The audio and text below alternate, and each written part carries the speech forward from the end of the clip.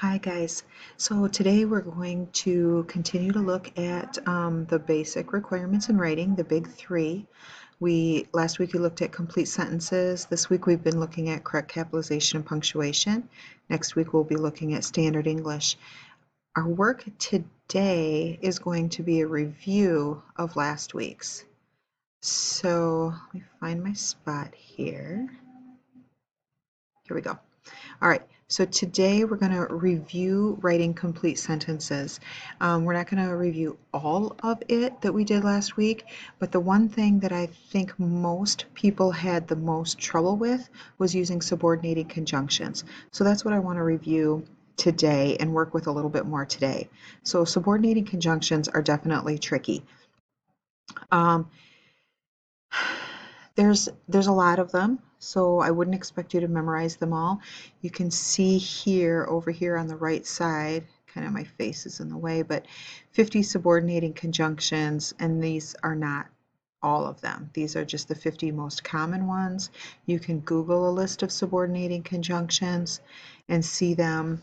They're really, like I said, there's way too many to memorize. It's just a matter of working with them enough that you start recognizing them and you can kind of almost hear them in your sentence. So there's a lot to say about them. The first thing I want to say is a subordinating conjunction, when you put it at the beginning of your sentence, will turn that perfectly good sentence into a fragment. Now I know that seems wrong and backwards, like this is a perfectly good sentence, I add to it, and now it's not a sentence anymore, because we always think of fragments as they're missing their subject or their predicate. But remember, if they don't communicate a complete idea, they're a fragment. So let me just show you what I mean, a couple of examples here. So if you look down here, you can see I ran out of milk. That's a sentence, right? It has the subject I, it has the predicate ran. I ran out of milk is a complete idea, right? That's a perfectly good sentence. But if I add a subordinating conjunction before it, let's say I added after, right? Now I have after I ran out of milk. Now all of a sudden this is a fragment. It still has a subject, I, it still has a predicate, ran, but now it does not communicate a complete idea. Because if you were to say to someone, after I ran out of milk, they would clearly be waiting to hear more. What happened after you ran out of milk? It's not a complete idea. And remember, a sentence must have all three of those things, subject, predicate, complete idea. So after I ran out of milk, you can see here with the little red X, it's incorrect. This is a fragment. If you're going to begin your sentence with a subordinating conjunction, like after, then you also need to follow it up with a comma, not immediately after, but after that first, what we call dependent clause, what would have been a sentence had we not used the subordinating conjunction. So you need a comma, and then you need the main part of your sentence. So what happens when we use these subordinating conjunctions at the beginning of a sentence is that we create what we call a complex sentence. A complex sentence is a sentence that's made up of basically a fragment and a sentence. It's made up of, to use like more grammatical terms, it's made up of a dependent clause and an independent clause. So a dependent clause or a fragment cannot stand alone. It's not a sentence all on its own. Whereas an independent clause or a sentence, right, can stand alone. So if you look over here, right down here, after I ran out of milk, right, here's what we had. We started with I ran out of milk, which was a sentence. We added after, which made it a fragment. Here, if we want to make it a complete sentence again, but keep after, we're going to change that period over here to a question or to a comma, and then add an independent clause or something that could stand alone as a sentence. I went to the store. So after I ran out of milk, I went to the store. See how this is a complete idea? If I just say after I ran out of milk, we're waiting to hear more. We don't know what happened next. Whereas after I ran out of milk, I went to the store. is a complete idea. Now we have a subject, we have a predicate, and we have a complete idea. So this second sentence here with the green check mark, that one is a complete sentence. Should we look at one more example? We have here, I broke my ankle. Perfectly good sentence, right? Our subject is I, our predicate is broke, and it's a complete idea. I broke my ankle. If I said that to you, you'd know what I mean, right? But if we add a subordinating conjunction to the front of it, it's going to create a fragment. So if I added because here, because I broke my ankle, now we have a fragment. We still have the subject I, we still have the predicate broke, but we do not have a complete idea.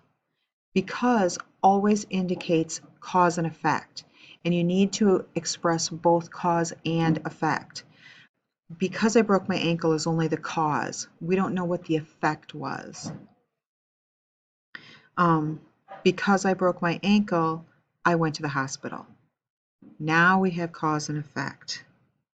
What happened? I broke my ankle. And then what did you do about it? I went to the hospital. Imagine if someone just walked up to you and said, randomly, you weren't having a conversation before, and they said, because I broke my ankle. That's nonsense, right? It doesn't mean anything. Whereas if they said to you, because I broke my ankle, I went to the hospital. This is a complete idea, so this is a sentence. So keep in mind that a sentence, subject and predicate is super important, but it's not the end-all be-all to a sentence. It has to communicate a complete idea. And if we use these subordinating conjunctions correctly, we can write really sophisticated sentences. If we use them incorrectly, we end up 9 times out of 10 with a fragment. All right, so this over here on the left has been an example of using a subordinating conjunction at the beginning of a sentence. When we use it at the beginning of a sentence, remember we need that comma. Because I broke my ankle, comma, and then a sentence. I went to the hospital. So we have this fragment or dependent clause, comma, and then a sentence or an independent clause, period. And we can do that over and over and over again with all of these subordinating conjunctions over here. We could do that with. Here's the thing though, subordinating conjunctions aren't only used at the beginning of the sentence. Sometimes we use them in the middle. So we can take these two chunks of sentence, and that's why I've highlighted one of the chunks. We can take this chunk that's highlighted, right, after I ran out of milk. In the part that's not highlighted, I went to the store, and we can flip-flop them. We can switch them, and we still have a perfectly good sentence. So over here on the right, you can see we can use subordinating conjunctions in the middle of a sentence as well. So we still start off with after I ran out of milk. It's a fragment. Subject, predicate, yes, but not a complete idea. So it's a sentence fragment. We can put it at the end of our sentence instead of at the beginning. I went to the store after I ran out of milk. Versus after I ran out of milk, I went to the store. Do you see how in this sentence and in this sentence, those two chunks, right, are just flip-flopped? The difference is if we put our subordinating conjunction, our dependent clause, the part that's a fragment, right, after I ran out of milk, if we put that at the end of the sentence, we do not need a comma. If we put it at the beginning, like we did over here, then we have to follow it with a comma. So if you look closely, you can even pause the video if you want to just take a minute. Look closely at this sentence. After I ran out of milk, I went to the store. And I went to the store after I ran out of milk. You'll see that the one that begins with the dependent clause has the comma, and the one that ends with the dependent clause does not. So it's just one of those weird rules of grammar. So we can do the same thing here with because. We see the same exact thing. We have because I broke my ankle, just like we had over here. But if I put that at the end, I don't need a comma. I went to the hospital because I broke my ankle. Because I broke my ankle, I went to the hospital. So again, comma after the dependent clause when you begin your sentence with the dependent clause. No comma if the dependent clause is at the end. Now, I worry about saying this because I don't want you to think that there is a rule like this, but you can hear where the comma goes. There is no rule that says when you pause, you put in a comma, but in these sentences like this, you can hear it. If you listen to the difference between, because I broke my ankle, I went to the hospital. You hear that slight pause, right? Versus, I went to the hospital because I broke my ankle, where there's no pause. Comma, no comma. All right, so here we can kind of practice. I took the subordinating conjunction if, and let's put it at the beginning of a sentence and in the middle, right? If we want to go, comma, we should buy tickets now. Whereas if I put that in the middle and I end my sentence with that fragment, we should buy tickets now if we want to go, no comma. So what I would like you to try to do is to write a sentence that starts with because. Because is a subordinating conjunction. Write a sentence that begins with because. Remember, you're going to need that comma and then the rest of the sentence.